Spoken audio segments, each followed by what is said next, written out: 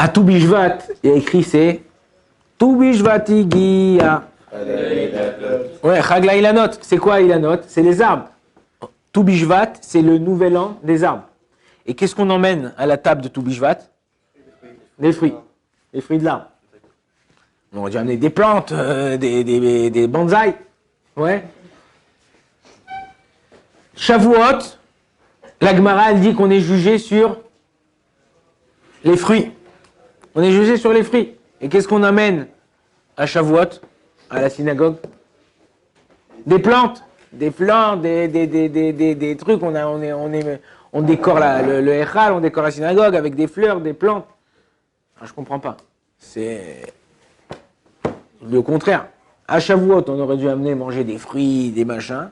Et à Tu Bishvat, on aurait dû amener des fleurs, des bonsaïs, des machins. Ouais, c'est quoi ce bin?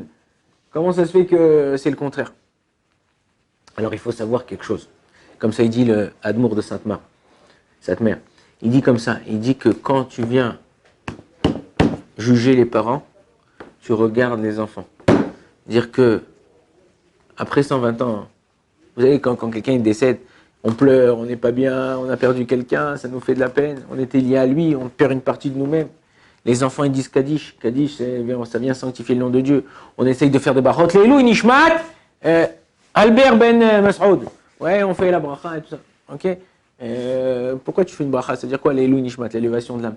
Parce que quand on juge le papa, quand on juge la maman, quand on juge on regarde les enfants qu'ils ont laissés. On regarde les enfants qu'ils ont laissés. Si les enfants, tu les as éduqués dans la Torah, si les enfants, tu les as éduqués dans les mitzvot, si les enfants, tu leur as donné, ils sont droits, tu peux leur mettre une valise avec 10 000, ils ne touchent pas. C'est pas à moi, je touche pas. Mon père, il m'a éduqué que quand c'est pas à moi, je touche pas. Mais si toi, tu es tordu, ben tes enfants, ils vont être tordus. Ils vont faire des choses tordues. Donc on prend les enfants là, c'est tout Bishvat Igia.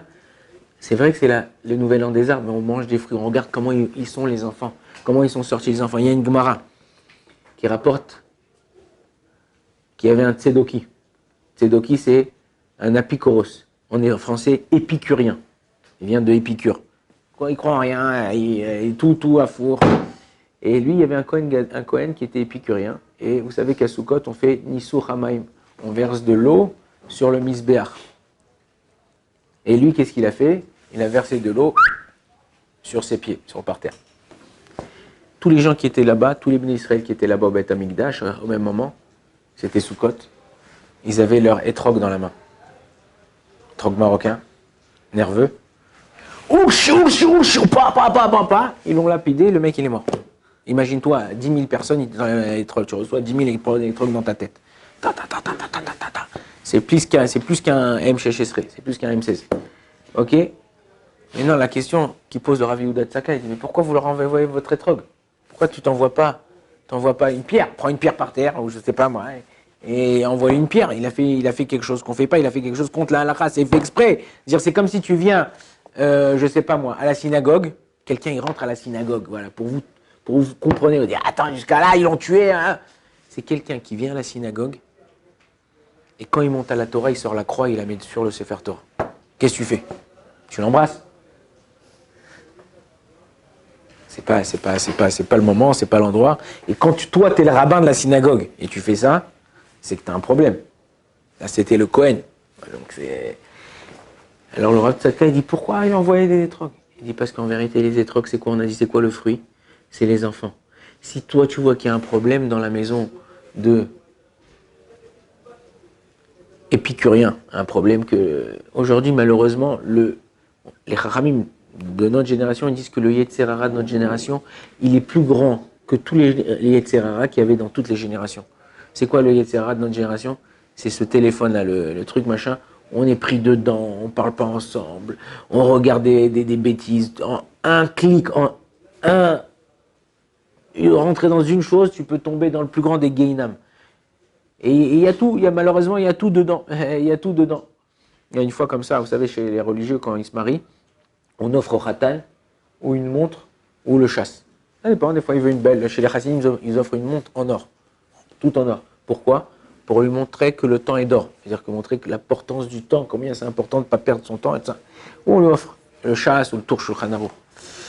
Et une fois, il y avait comme ça un mariage, enfin un fiançailles, et le père de la Kala, il a dit au Khatan, qu'est-ce que tu veux que je t'achète pour le fiançailles? Une montre ou un chasse? Il lui a dit non, achetez-moi un iPhone, parce que dans l'iPhone, il y a la montre et il y a le chasse aussi. Je peux télécharger l'appli du chasse.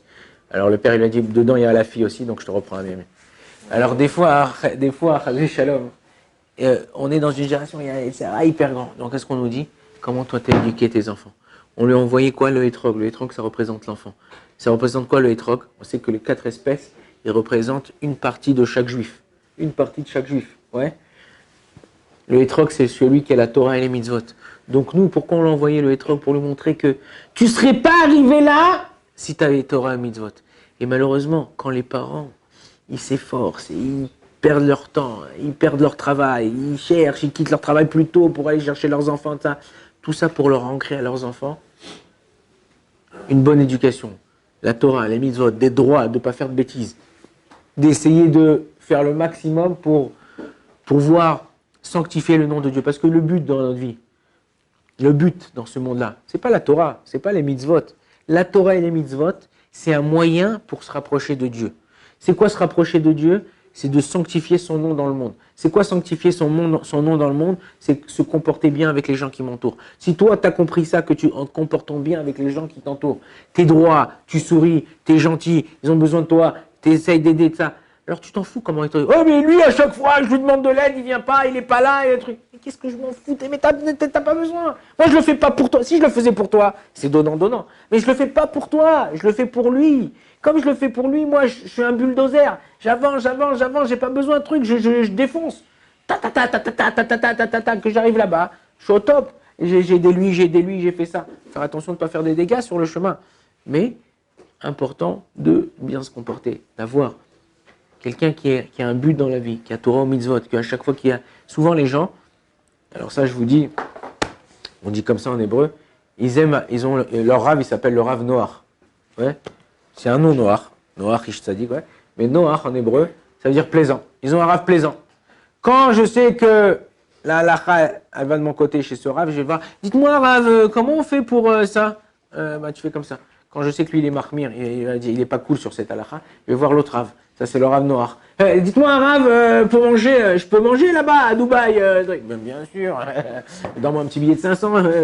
Ok. Tu chas shalom. C'est pas la Torah, c'est pas de l'argent. La Torah, c'est pas des trucs. La Torah, c'est un pélé, c'est un niveau. On peut pas. Si c'est un peu tordu, c'est tordu. C'est tordu. C'est pas la Torah. La Torah, elle demande d'être droit, d'être gentil, d'être faire attention à toi, de te comporter d'une façon où tu vas utiliser le maximum de tes capacités. Si tu arrives à faire ça, alors ce qu'on appelle un tzaddik.